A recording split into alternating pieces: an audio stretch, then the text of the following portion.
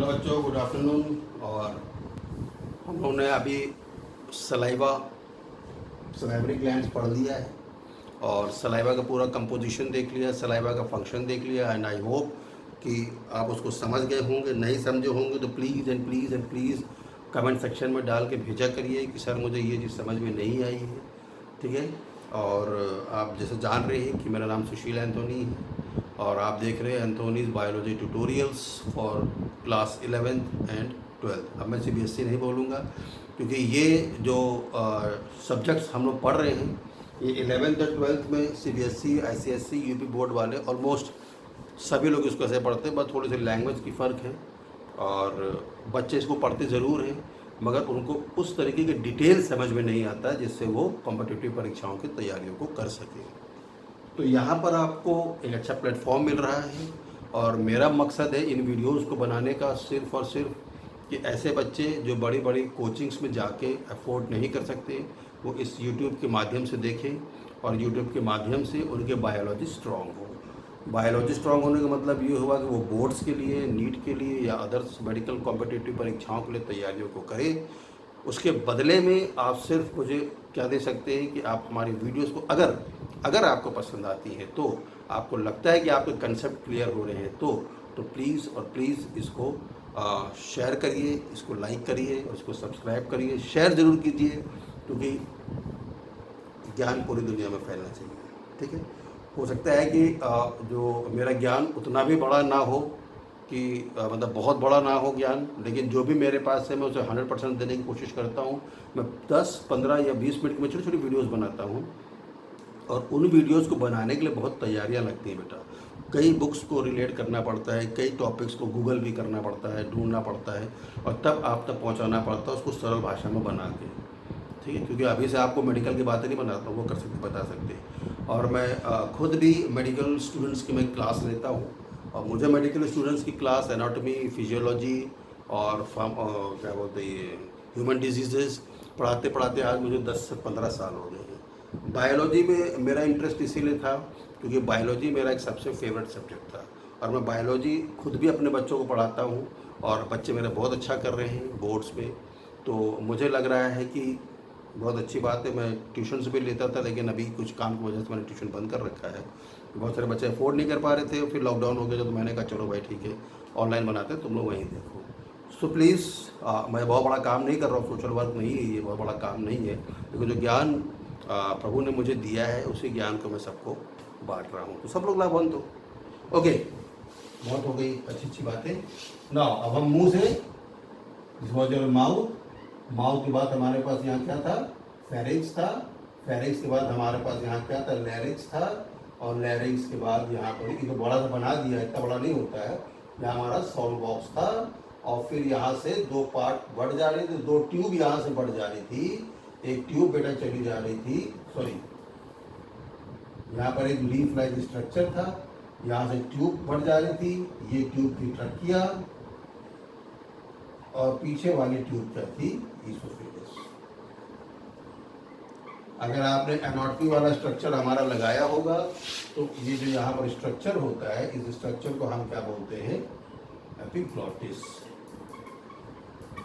Epiglottis एक leaf like structure होता है, यानी कि जब हम खाने को स्वॉलो करते हैं तो खानों को स्वॉलो करते समय यहाँ पर क्या होता है, ये खाना का जो बोलस है, अभी बोलस बताया था लास्ट लेक्चर में, ये ट्रकिया में ना जाए। ट्रकिया में जाएगा तो क्या हो जाएगा, हमारा रेस्पिरेटरी सेंटर क्या हो जाएगा, चोक हो जाएगा, चोक हो जाएगा, हवा नहीं जाएगी और दे खांसी। इसीलिए ट्रकिया का एक नाम और है, उसमें बोलते हैं वॉच डॉग। ठीक है। तो ये खाना ईसोफेगस में आना चाहिए। तो जब स्वॉलोइंग करते समय ये एपिग्लॉटिस इस ट्रकिया के ओरिफिस को या छेद को क्या कर देती, ढक देती है। फिर हम क्या करते हैं, स्वॉलो कर लेते हैं। जैसे ही हम स्वॉलो कर लेते हैं ये फिर से खोल देती है, तो हम नाक से सांस भी ले लेते हैं इसी के चला कर। ठीक है। अब हम आ गए हैं ईसोफेगस में। मुंह का हमारा काम खत्म। देखो मुंह में कितना ढेर सारा पड़ डाले हैं, ईसोफेगस में ज़्यादा ढेर नहीं पड़ना है। ठीक है। ईसोफेगस क्या है, oesophagus is a tubular organ. ठीक है। ईसोफेगस एक ट्यूबुलर ऑर्गन है। जहाँ से आपने खाने को स्वॉलो किया बेटा, ये जो बोलस है, इस बोलस को आपने क्या किया, इनमें डाला, मस्त चबाया आपने पिज़्ज़ा और जो भी खा रहे हैं। आजकल बच्चे वो खाते हैं ना पिज़्ज़ा और वो जो मोमोज, ठीक है। अब आपने उसको क्या किया, स्वॉलो किया। Now bolus is going to be swallow, ठीक है। जब हम स्वॉलो को करते हैं, जब हम फूड को स्वॉलो करते हैं बेटा, तो उस प्रोसेस को हम बोलते हैं डीग्लूटेशन। डीग्लूटेशन तुम्हारी एनसीईआरटी में दिया हुआ है ये वर्ड, डीग्लूटेशन, ठीक है। स्पेलिंग उसी में चेक कर लेंगे जाके, डीग्लूटेशन,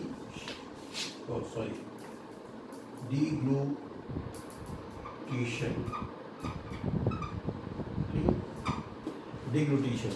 It is the process of swallowing is called deglutition. It is a process of swallowing. Okay. अब बेटा ये खाना अपने आप तो आगे बढ़ेगा नहीं। तुमने खाना खाने के लिए ना कि खाना फंस गया यहाँ पर। अव्वल तो ऐसा होता नहीं है, कभी फंस भी जाता है, लेकिन अव्वल ऐसा होता नहीं है। तो इस बोलस को यहाँ से यहाँ मूव करने के लिए बेटा, और फिर स्टमक में जाने की डायफ्राम है, ठीक है। यहाँ पर छेद इसे हियाटस बोलेंगे।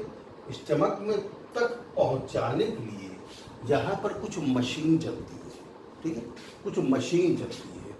और वो मशीन कौन चलाता है, जितना भी हमारा ईसोफेगस से लेकर एनस तक जो ट्यूबुलर ऑर्गन है, वो ट्यूबुलर ऑर्गन 4 लेयर्स में बना हुआ है, ठीक है। उन 4 लेयर्स में एक मस्कुलर लेयर भी होती है, और वो मस्कुलर लेयर क्या करती है, उस खाने को से पुश करती है, ठीक।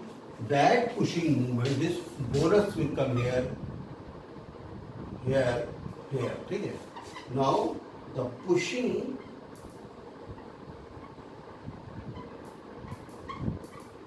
of bolus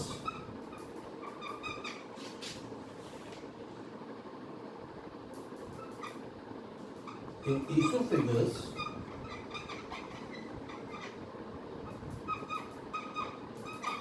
done by peristalsis movement.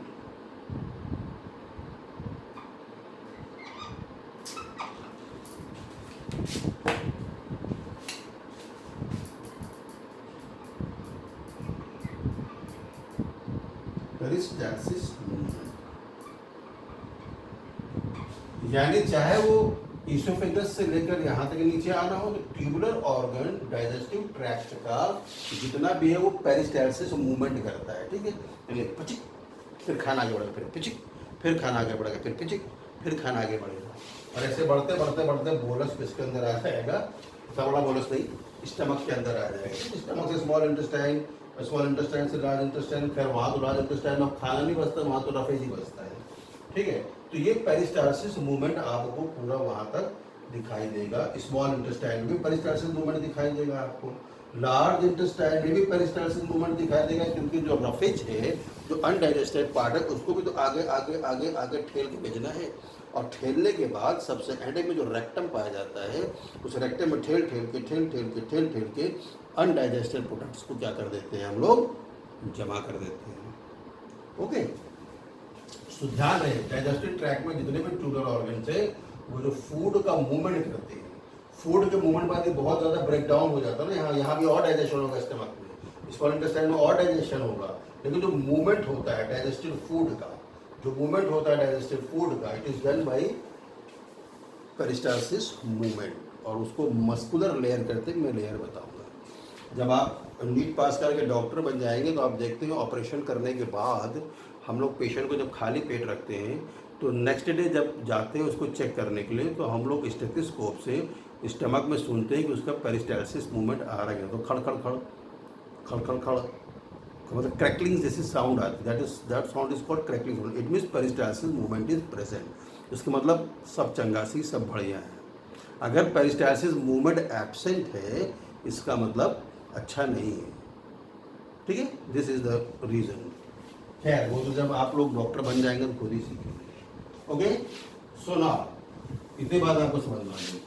तो पहली चीज मैं आपको ये बता दूं, हम पहले क्या कर रहे हैं, swallowing,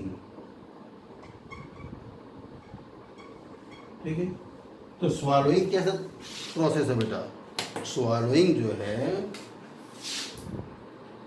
it is a voluntary process, voluntary process, ठीक है। आपका खाना कहाँ गया? माउथ, ठीक है। आपका खाना कहाँ चला गया? माउथ में चला गया। माउथ टू फेरिंग्स, जो स्वालोइंग है दैट इज वॉलेंट्री। आप चाहे तो मुंह में घंटों चबाते हैं, कुछ लोग देखो पान चबाते हैं घंटों चबाते रहते हैं, कुछ लोग गुटखा चबाते हैं घंटों चबाते रहते हैं, हालांकि that is a bad habit, but any how चबाते हैं। तो कहने का मतलब हुआ कि आप माउथ से फेरिंग्स तक जब फूड को स्वॉलो करते हैं तो वो हमारे कंट्रोल में होता है, ठीक है। वो हमारे कंट्रोल में होता है, वॉलेंट्री मसल्स उसको कंट्रोल करते हैं, ठीक। हम चाहे जितने देर तक चबा सकते हैं, but once the bolus is gone over the pharynx, pharynx के आगे चला गया तब आपके कंट्रोल से बाहर हो गया, जब तक कि वो रेक्टम में आके नहीं जमा हो जाता undigested part. Is that clear? तो पहली चीज तो ये होगी, ठीक है। सेकेंड चीज मैंने आपको बता दी, स्वॉलोइंग का मतलब क्या होता है। स्वॉलोइंग जो प्रोसेस है, दिस प्रोसेस इज कॉल्ड डिग्लूटिशन, ठीक है। नंबर 3, बोलस जो आगे बढ़ता है इसोफेगस में, that is due to the peristalsis movement, not only in oesophagus, stomach में भी और स्मॉल इंटेस्टाइन में भी, लार्ज इंटेस्टाइन में भी इस तरीके जाता है, ठीक है। पेरिस्टालसिस मूवमेंट हो के आगे बढ़ता है। और very important thing is that oesophagus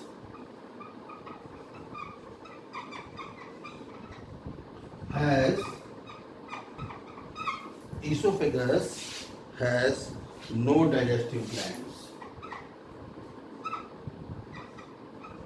कोई डाइजेस्टिव ग्लैंड्स नहीं,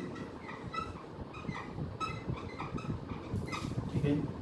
इसोफेगस में कोई भी डाइजेस्टिव ग्लैंड नहीं है, सिर्फ एक म्यूकस सिक्रेटिंग ग्लैंड है बस, ओनली म्यूकस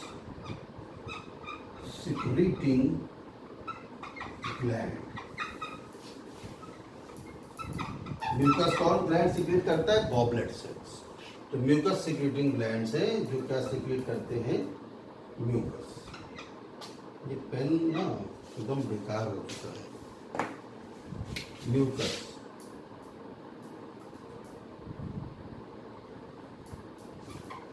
ठीक है। This is the important thing. चलो इतनी बात समझ में आ गई। अब हम लोग डाइजेस्टिव ट्रैक्ट का ट्यूबुलर ऑर्गन देखें, ठीक है। ये भी ट्यूबुलर ऑर्गन है। अब हमको चूंकि लेयर देखना है तो हमें अब इस ट्यूबुलर ऑर्गन को काटना पड़ेगा।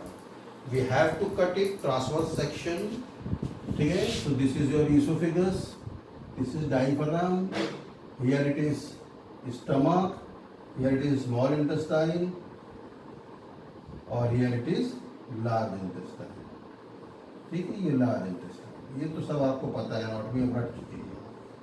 इधर रेक्टम है और इधर एनस है, ठीक है। आओ अब हम देखें कि इनके अंदर में क्या है। तो चलो इसे को काट लेते हैं। ये हमने कट कर लिया, ठीक है। Now you have cut it, और ये गोला हमारे पास दिखाई दिया। तो अच्छे से बना दे बड़ा, इसको रब कर दे बेटा, इसको रब कर दे। So what we are studying, actually what we are studying, we are studying histology of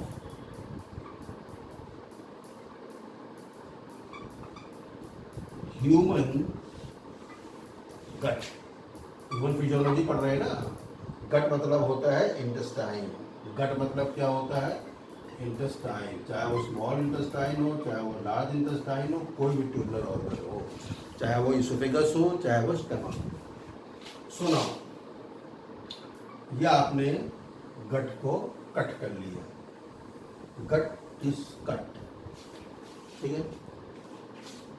अंदर से चलेंगे बेटा, तो अंदर से कुछ ऐसे ऐसे ऐसे ऐसे ऐसे ये एक हॉलो स्पेस है, मैं इधर भी बना देता हूँ।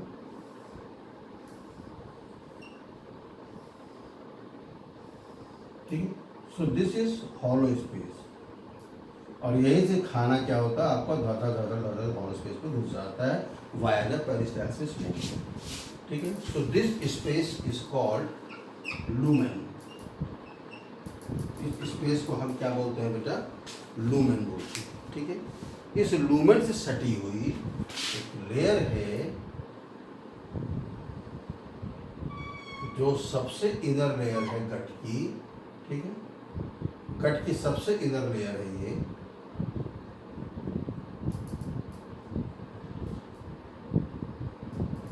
ठीक, गट की सबसे इनर लेयर है, and this layer is called mucosa.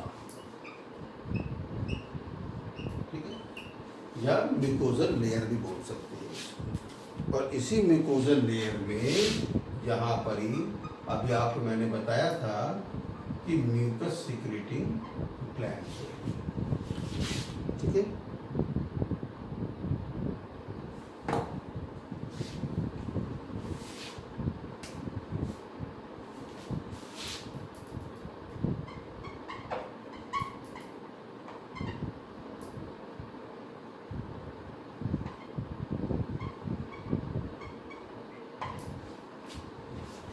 ठीक है बेटा। अब इस म्यूकोसा के बाहर, ये पूरी म्यूकोसा लेयर होगी ना, अब इस म्यूकोसा के बाहर एक लेयर और। देखो मैंने बताया था 4 लेयर होती है, तो ये पहली लेयर हो गई, and this is second layer.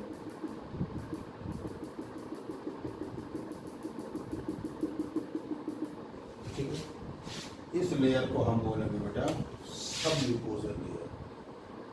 सब म्यूकोसा। ठीक, ये म्यूकोसा के नीचे है। ठीक, अगर हम इनर टू आउटर चले तो इनर म्यूकोसा, म्यूकोसा के नीचे, इसीलिए सब म्यूकोसा। ठीक है, अब इसके बाहर एक मस्त लेयर आती है, अच्छी तगड़ी मजबूत लेयर, जो चौड़ी होती है वो लेयर।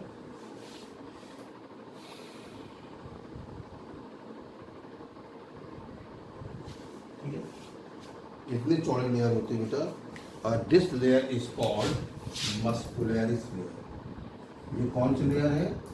मस्कुलरिस। अब देखो, इस मस्कुलरिस के अंदर अपने पास 2 शेप में मसल पाए जाते हैं। ठीक है, यानी कि ये जो अंदर की साइड में है, जो सब म्यूकोसा के पास से सटी हुई है। ठीक, ये जो सब म्यूकोसा, ये सब म्यूकोसा है, सब म्यूकोसा के नज़दीक में जो मस्कुलरिस लेयर यानी मसल का जो फाइबर पाया जाता है, that fibre is circular muscle. यानी जब आप काटेंगे तो आपको ऐसे गोल गोल दिखाई देगा, ऐसे गोल गोल दिखाई देगा। ये काटा है ना हमने बीच में से, जिसे टीएस है, टीएस ऑफ गट, ऐसे ऐसे दिखाई देगा, ऐसे ऐसे। पूरा नहीं बनाएंगे, नहीं तो बनाएंगे ताकि आपको। ठीक है बेटा, उसके बाद दिस इज कॉल्ड सर्कुलरिस मसल। इसी के लिए है सर्कुलरिस, क्योंकि गोल गोल है इसीलिए सर्कुलरिस मसल लेयर। ओके, और बेटा एक पाई जाती है जो लॉन्गिट्यूडनल लेयर है, वो ऐसे ऐसे पाई जाती है ना।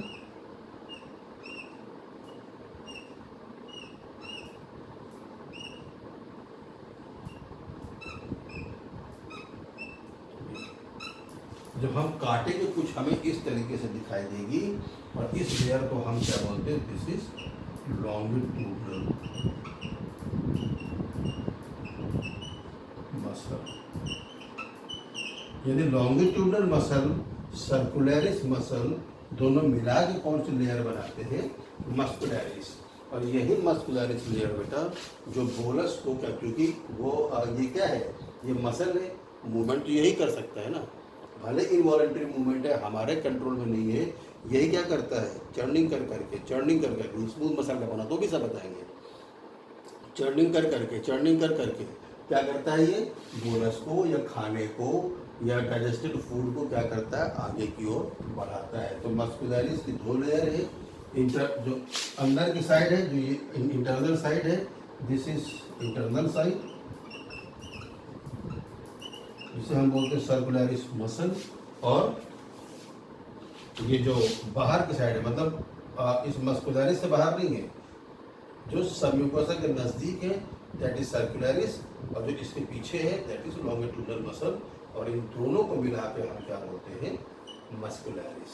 ठीक है, अब ये एक लेयर बाहर की बच गई, बहुत थोड़ी चौड़ी लेयर हो गई, लेकिन इतनी चौड़ी लेयर होती नहीं है, बहुत मोटी लेयर नहीं होती, सिर्फ मेम्ब्रेन जैसी होती है, सिरोसा मेम्ब्रेन बोलते हैं। मेम्ब्रेन समझ रहे हो ना, झिल्ली होती है, पतली सी झिल्ली है। So this layer is called serosa, serosa outer layer, serosa.